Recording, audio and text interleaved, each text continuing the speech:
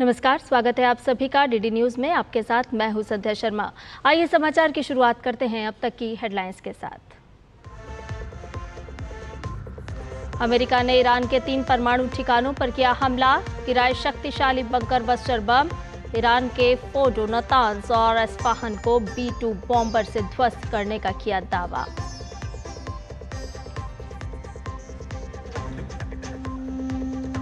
Israel और Iran के बीच war और पलटवार का दौर तेज। ईरान ने किया इजराइल पर हमला, वहीं इजराइल ने किया ईरान पर पलटवार।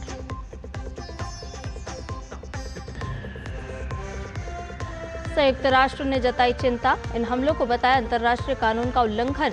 यूएन प्रमुख ने कहा, यह हमला पहले से ही संकटग्रस्त क्षेत्र में एक खतरनाक बढ़ोतरी।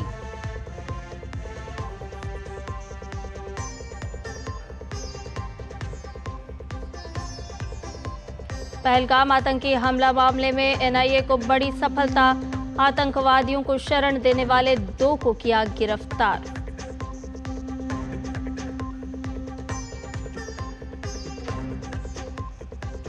और गृह मंत्री अमित शाह आज रायपुर में वामपंथी उग्रवाद पर करेंगे समीक्षा बैठक। छत्तीसगढ़ और पड़ोसी राज्यों के डीजीपी, एडीजीपी के साथ करेंगे सुरक्षा पर चर्चा। नेशनल फॉरेंसिक साइंस यूनिवर्सिटी के रायपुर परिसर की भी रखेंगे आधारशिला। और आइए अब सभी समाचारों को जान लेते हैं विस्तार से। आपको बताएं कि ईरान और इजराइल संघर्ष अब अमेरिका की भी एंट्री हो गई है। अमेरिकी सेना ने ईरान की 3 न्यूक्लियर साइट्स फोर्डो, नातांज और एस्फहान पर हमला किया। इन तीनों में से न्यूक्लियर साइट फोर्डो अमेरिकी सेना का मुख्य निशाना था। इस हमले के तुरंत बाद अमेरिकी विमान ईरान के हवाई क्षेत्र से बाहर हो गए थे। अमेरिकी राष्ट्रपति ने इस हमले को बेहद सफल बताया और सभी अमेरिकी सैनिकों को बधाई भी दी। इसके साथ ही डोनाल्ड ट्रंप ने कहा कि अब शांति का समय है।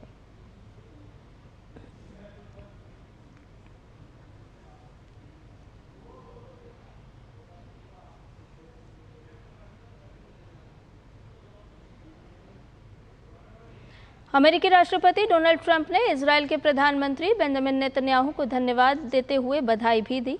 आइए आपको सुनवाते हैं। I want to thank and congratulate Prime Minister Bibi Netanyahu. We worked as a team like perhaps no team has ever worked before, and we've gone a long way to erasing this horrible threat to Israel. I want to thank the Israeli military for the wonderful job they've done, and most importantly, I want to congratulate the great American patriots who flew those magnificent machines tonight, and all of the United States military on an operation the likes of which the world has not seen in many, many decades. वहीं Donald Trump ने आगे कहा कि हमले का मकसद Iran को परमाणु बम बनाने से रोकना और दुनिया में परमाणु खतरे से बचाना था। ट्रंप ने कहा कि यह हमला एक शानदार सैन्य सफलता थी। ईरान की प्रमुख परमाणु संवर्धन सुविधाएं पूरी तरह से नष्ट कर दी गई हैं। A short time ago, the U.S. military carried out massive precision strikes on the 3 key nuclear facilities in the Iranian regime: Fordo, Natanz, and Esfahan. Everybody heard those names for years as they built this horribly destructive enterprise. Our objective was the destruction of Iran's nuclear enrichment capacity and a stop to the nuclear threat posed by the world's #1 state sponsor of terror. Tonight, I can report to the world that the strikes were a spectacular military success. Iran's key nuclear enrichment facilities have been completely and totally obliterated. Iran, the bully of the Middle East, must now make peace. If they do not, future attacks will be far greater and a lot easier. America के राष्ट्रपति Donald Trump ने Iran को चेतावनी दी। Trump ने शेष बचे ठिकानों में से अधिकांश को कुछ ही मिनटों में नष्ट करने की बात कही। With all of that being said, this cannot continue. There will be either peace or there will be tragedy for Iran far greater than we have witnessed over the last 8 days. Remember, there are many targets left. Tonight's was the most difficult of them all, by far, and perhaps the most lethal. But if peace does not come quickly, we will go after those other targets with precision, speed, and skill. Most of them can be taken out in a matter of minutes. वहीं Israel ने Iran पर America के हमले को साहसिक निर्णय बताते हुए अमेरिकी राष्ट्रपति ट्रंप को बधाई दी है। इजराइल के प्रधानमंत्री बेंजामिन नेतन्याहू ने शांति के लिए इस तरह के कदम को जरूरी बताया। उन्होंने कहा कि ईरान की परमाणु सुविधाओं को निशाना बनाने का अमेरिका का साहसिक निर्णय इतिहास बदल देगा। Congratulations, President Trump. Your bold decision to target Iran's nuclear facilities with the awesome and righteous might of the United States will change history. In Operation Rising Lion, Israel has done truly amazing things. But in tonight's action against Iran's nuclear facilities, America has been truly unsurpassed. It has done what no other country on earth could do. History will record that President Trump acted to deny the world's most dangerous regime the world's most dangerous weapons. His leadership today has created a pivot of history that can help lead the Middle East and beyond to a future of prosperity and peace. President Trump and I often say, peace through strength. First comes strength, then comes peace. And tonight, President Trump and the United States acted with a lot of strength. President Trump, I thank you. The people of Israel thank you. The forces of civilization thank you. God bless America. God bless Israel. And may God bless our unshakable alliance, our unbreakable faith. America के इस हमले के बाद Israel और Iran के बीच वार पलटवार का दौर तेज हो गया है। अमेरिकी हमले का जवाब देते हुए ईरान ने भी इजराइल पर 30 मिसाइलों से हमला कर दिया और ईरान के हमले पर जवाबी कार्रवाई करते हुए इजराइल ने भी ईरान पर हवाई हमला कर दिया है।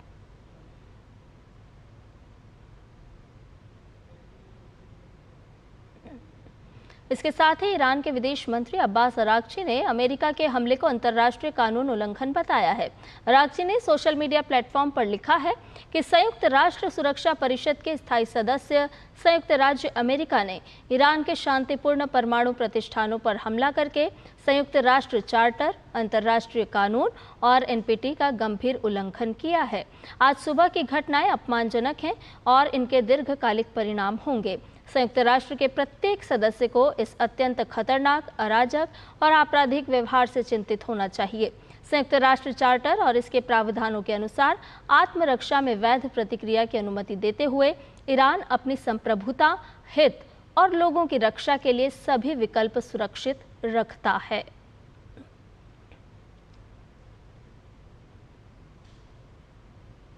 वहीं भारत में ईरान के दूतावास ने भी इस संबंध में बयान जारी किया है। इस आधिकारिक बयान को एक्स पर साझा किया गया है। बयान में कहा गया है कि हाल के दिनों में किए गए हमलों के बाद आज सुबह फोर्दो, नतांस और एस्फान में स्थित परमाणु स्थलों पर बर्बर हमले किए गए। ये कार्रवाई अंतर्राष्ट्रीय कानूनों, विशेष रूप से एनपीटी का उल्लंघन है। ईरान ने अंतर्राष्ट्रीय परमाणु ऊर्जा एजेंसी यानी IAEA पर भी सवाल उठाते हुए कहा कि यह हमला IAEA की निष्क्रियता और मिली भगत में हुआ है। साथ ही कहा कि हमले के बाद भी IAEA की ओर से कोई प्रतिक्रिया नहीं आई है।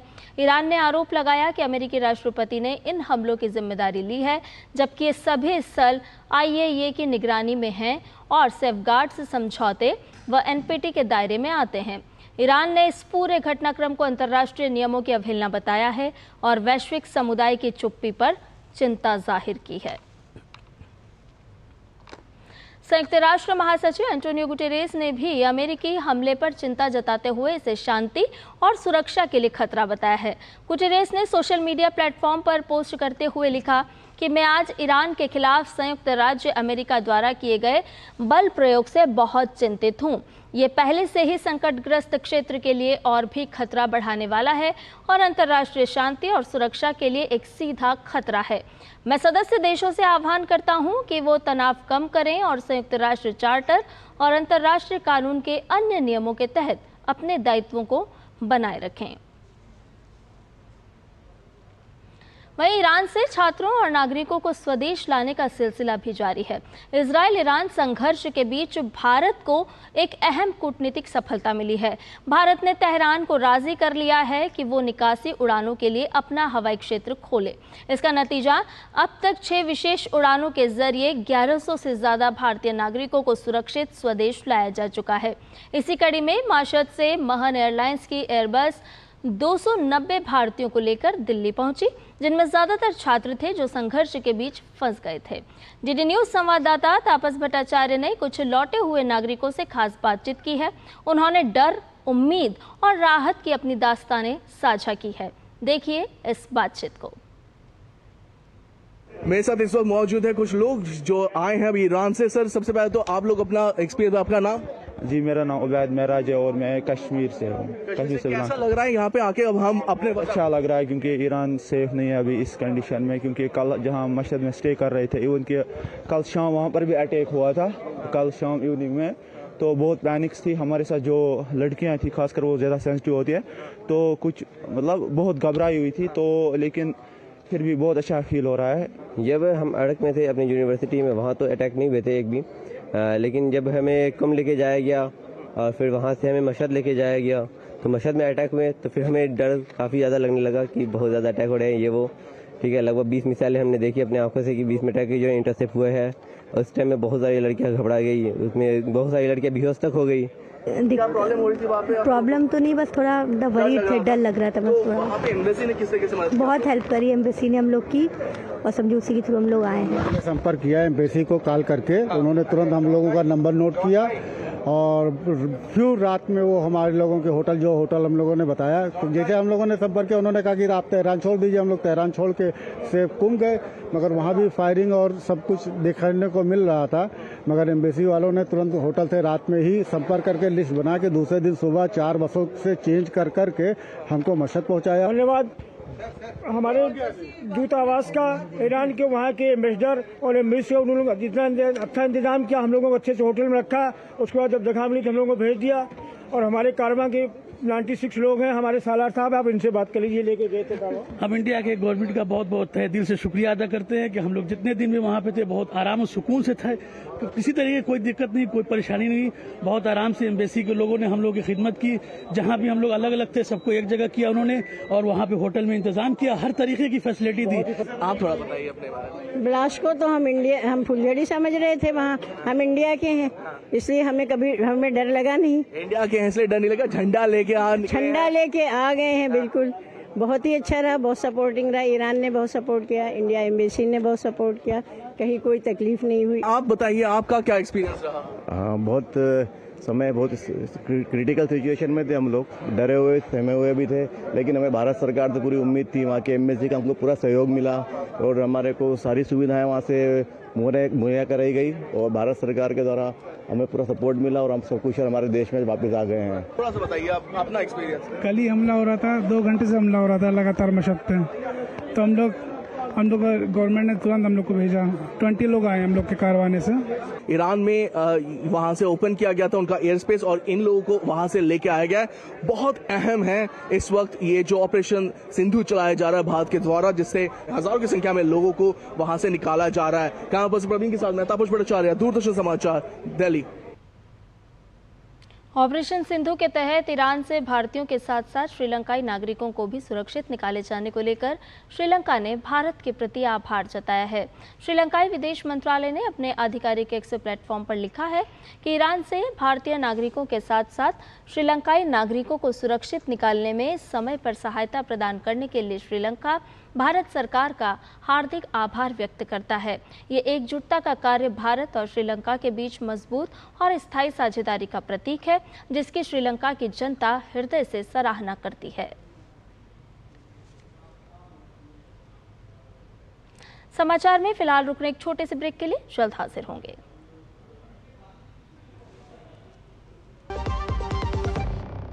डॉक्टर दादू, ये प्रीमियम क्या होता है? बेटा प्रीमियम मतलब समझ लो पेट्रोल। जब तक कार में पेट्रोल है तब तक कार चलेगी, पेट्रोल खत्म कार स्टॉप।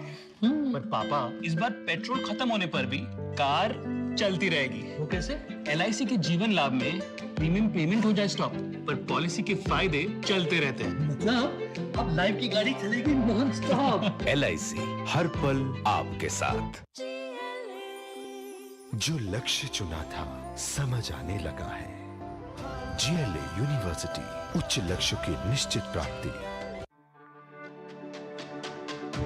मेरी पसंद, मेरी पसंद, मेरी पसंद, मेरी पसंद, हमारी पसंद, हम सबकी पसंद।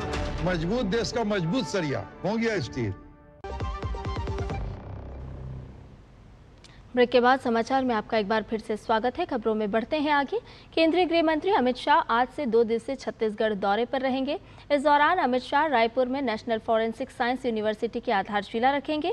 साथ ही छत्तीसगढ़ से नक्सलवाद के खात्मे को लेकर केंद्रीय गृह मंत्री छत्तीसगढ़ के वरिष्ठ अधिकारियों के साथ अहम बैठक भी करेंगे, जिसमें राज्य की कानून व्यवस्था, नक्सल प्रभावित क्षेत्रों की स्थिति और सुरक्षा बलों के कार्यों की समीक्षा की जाएगी।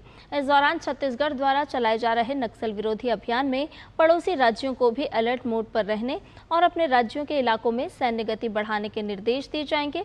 इसके बाद वो वामपंथी उग्रवाद पर सुरक्षा की समीक्षा बैठक लेंगे। 23 जून को गृह मंत्री अबुझमाड़ क्षेत्र के ग्रामीणों के साथ संवाद भी करने वाले हैं। वहीं इसके बाद वो नारायणपुर के इरगभट्टी स्थित BSF कैंप पहुंचकर जवानों के साथ बातचीत भी करेंगे।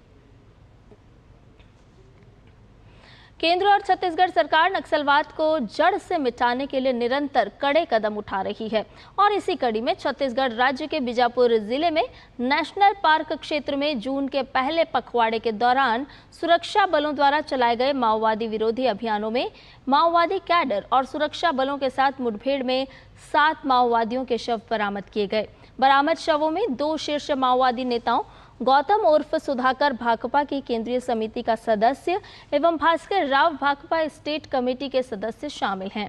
वहीं बरामद अन्य शवों में से एक की पहचान महेश कोडियम के रूप में की गई, जो बीजापुर जिले के फरसगढ़ थाना अंतर्गत इरपागुट्टा गांव का निवासी था। महेश कोडियम इरपागुट्टा गांव के प्राथमिक विद्यालय में रसोई सहायक के रूप में कार्यरत था।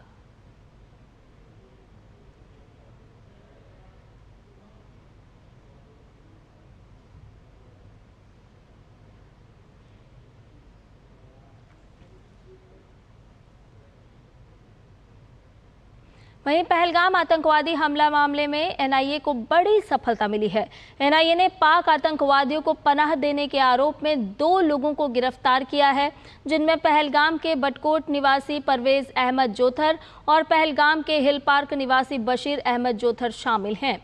NIA की जांच के अनुसार परवेज और बशीर ने हमले से पहले हिल पार्क में मौसमी ढोक यानी कि झोपड़ी में 3 हथियारबंद आतंकवादियों को जानबूझकर शरण दी थी।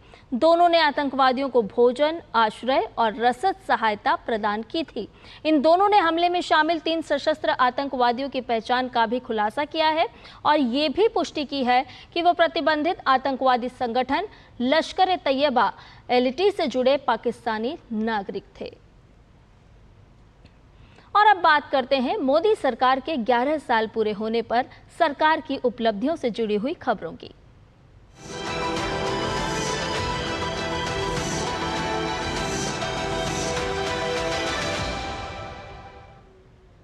ग्रामीणों को संपत्ति का मालिकाना दस्तावेज जारी करने की स्वामित्व योजना का बड़ा असर देखने को मिल रहा है। साल 2020 में शुरू हुई इस योजना में अब तक 3.20 लाख गांव में ड्रोन सर्वेक्षण पूरा हो चुका है और 65 लाख से अधिक स्वामित्व संपत्ति कार्ड वितरित भी किए जा चुके हैं। ये योजना ग्रामीण भारत की तस्वीर बदल रही है। देखिए हमारे इस खास रिपोर्ट में। स्वामित्व योजना इसी को ठीक करने का एक प्रयास है। इस योजना के तहत देश के सभी गांवों में आवासों की ड्रोन के माध्यम से पूरे गांव की एक एक संपत्ति की मैपिंग की जाएगी। स्वामित्व योजना से गांव के लोगों को एक नहीं अनेक लाभ होंगे। प्रधानमंत्री ने 24 अप्रैल 2020 को राष्ट्रीय पंचायती राज दिवस पर स्वामित्व यानी गांवों का सर्वेक्षण और ग्रामीण क्षेत्रों में बेहतर तकनीक के साथ मानचित्रण योजना का शुभारंभ किया। ये योजना गांवों में लोगों को उनके घरों एवं जमीन के लिए कानूनी स्वामित्व के कागजात पाने में मदद करती है। इसमें संपत्ति की सीमाओं को स्पष्ट रूप से चिन्हित करने के लिए ड्रोन और मानचित्रण संबंधी विशेष उपकरणों का उपयोग किया जाता है। इन कागजात के साथ लोग बैंक से ऋण ले सकते हैं, भूमि विवादों का निपटारा किया जा सकता है और यहां तक कि अपनी संपत्ति का उपयोग अधिक कमाई के लिए भी कर सकते हैं। ये योजना बेहतर ग्राम नियोजन में भी मददगार हो रही है। स्वामित्व ड्रोन आधारित सर्वेक्षणों का उपयोग करके ग्रामीण आवासीय भूमि का कानूनी स्वामित्व प्रदान करती है। स्वामित्व को भारतीय सर्वेक्षण विभाग और राष्ट्रीय सूचना विज्ञान केंद्र सेवा के सहयोग से पंचायती राज मंत्रालय द्वारा कार्यान्वित किया गया। इसका उद्देश्य ग्रामीण नागरिकों को संपत्ति कार्ड प्रदान कर उन्हें सशक्त बनाना, ऋण सुलभ कराना, विवाद समाधान और बेहतर योजना बनाना है। इस योजना के अंतर्गत 1,61,000 गांवों के लिए 2,42,00,000 से अधिक संपत्ति कार्ड बनाए गए हैं। 3,20,000 गांवों में ड्रोन सर्वेक्षण पूरा हुआ। 68,122 वर्ग किलोमीटर क्षेत्र को कवर किया गया। स्वामित्व ग्रामीण शासन में बदलाव ला रहा है, आर्थिक विकास को बढ़ावा दे रहा है और वैश्विक स्तर पर भारत की भूमि संबंधी तकनीक को प्रदर्शित कर रहा है। स्वामित्व योजना से जिसे उत्तर प्रदेश में घरौनी कहा गया है, माननीय प्रधानमंत्री जी के नेतृत्व में यह काम सौंपा गया था और उसमें हम करोड़ों लोगों को उनको घरौनी दे चुके हैं। इससे लैंड डिस्प्यूट कम हुए हैं, झगड़े कम हुए हैं। पहले पोजीशन ही सब कुछ था, जिसका जहाँ पोजीशन है वो अपना मानने लगता था और आजकल उससे वो लोन भी ले पा रहे हैं।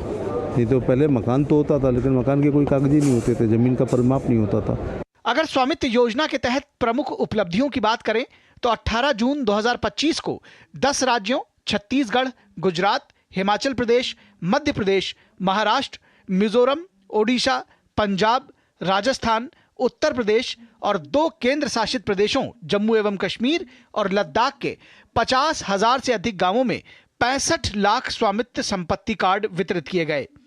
2 अप्रैल 2025 तक स्वामित्व योजना के तहत 3,20,000 गांवों में ड्रोन सर्वेक्षण पूरा हो चुका है। इन सर्वेक्षणों ने प्रत्येक गांव में बसे हुए क्षेत्रों के औसत आकार के आधार पर अनुमानित 68,122 वर्ग किलोमीटर क्षेत्र को कवर किया है।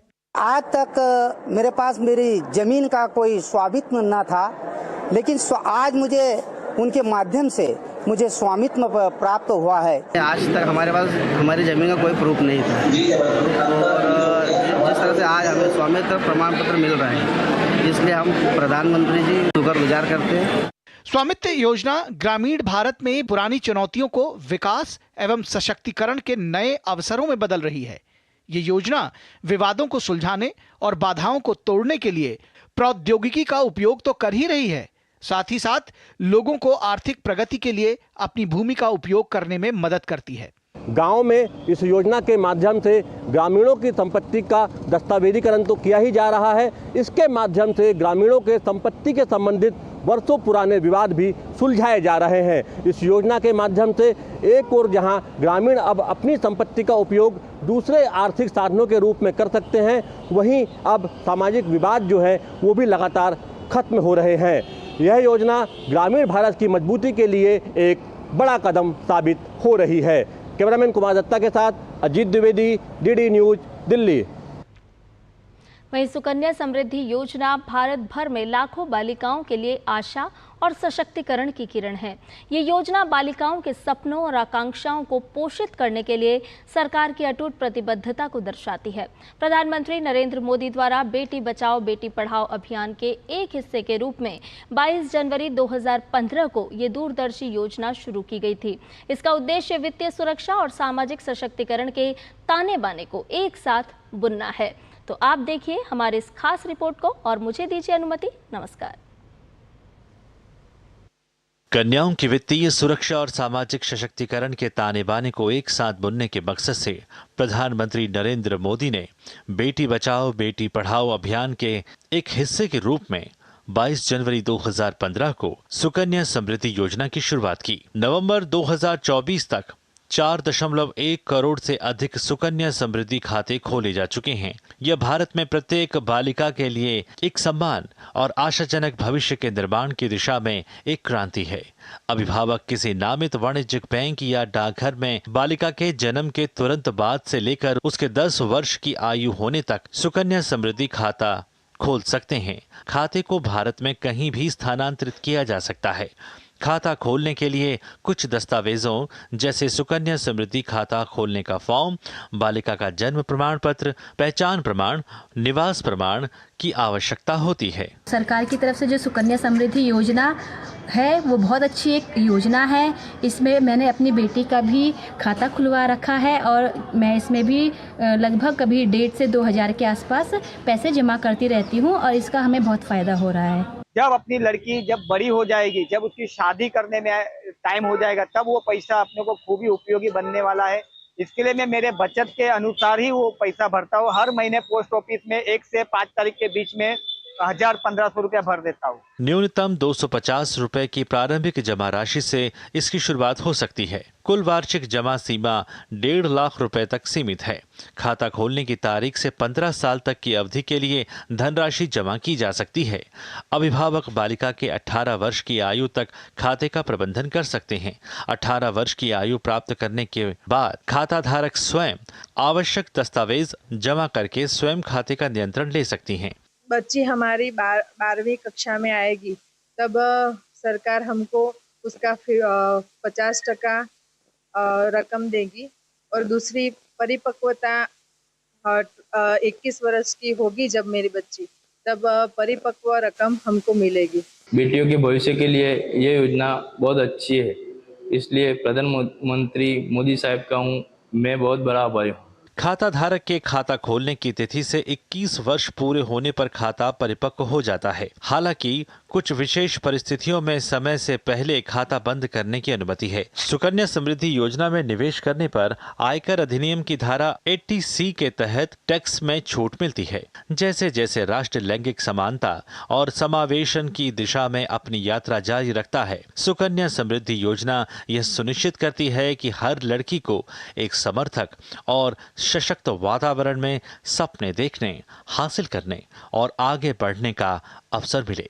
Chandrashekhar, DD news.